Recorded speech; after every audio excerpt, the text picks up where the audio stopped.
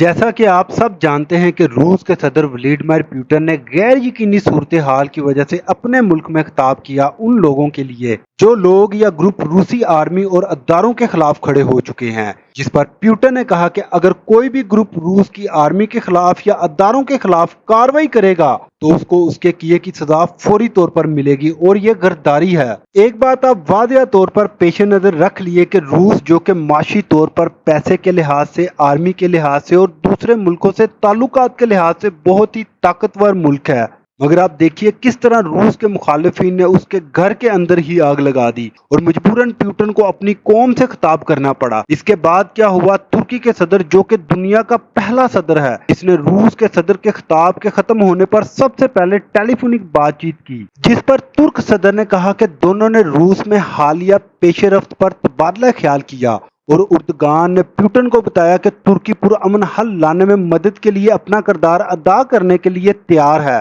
बयान में मजीद कहा गया कि कॉल के दौरान इस बात पर जोर दिया गया कि रूस की सूरत हाल के पेश नजर किसी को भी कार्रवाई करने की जिम्मेदारी नहीं लेनी चाहिए, मगर क्रेमलिन ने एक अलहदा बयान में कहा है कि तैयब उर्दगान ने पुतिन के साथ बातचीत के दौरान बगावत से निपटने के लिए रूसी हुकूमत की हिमायत की थी। तैयब उर्दगान यूक्रेन में तनाज़े के आगाज के बाद से मास्को और कैफ दोनों के साथ मजबूत ताल्लुकात बरकरार रखने की कोशिश कर रहे हैं। जैसा कि आप सब जानते हैं, नेटो के रुकन तुर्की ने रूस पर इक्तसादी पाबंदियां आयद करने में अपने मगरबी इत्तेहादियों का साथ देने से इनकार कर दिया था, लेकिन इसने यूक्रेन को असला भी फराहम किया है और इसकी खुद मुख्तारी का एहतराम करने का मुतालबा भी किया है। हम आपके लिए इसी तरह की इंफॉर्मेटिव वीडियो लेकर आते हैं, तो लिहाजा साथ जुड़े रहने के लिए गुलशन इंटरनेशनल न्यूज उर्दू चैनल को सब्सक्राइब करना ना भूलें और कमेंट्स में अपने ख्याल का इजहार जरूर करें।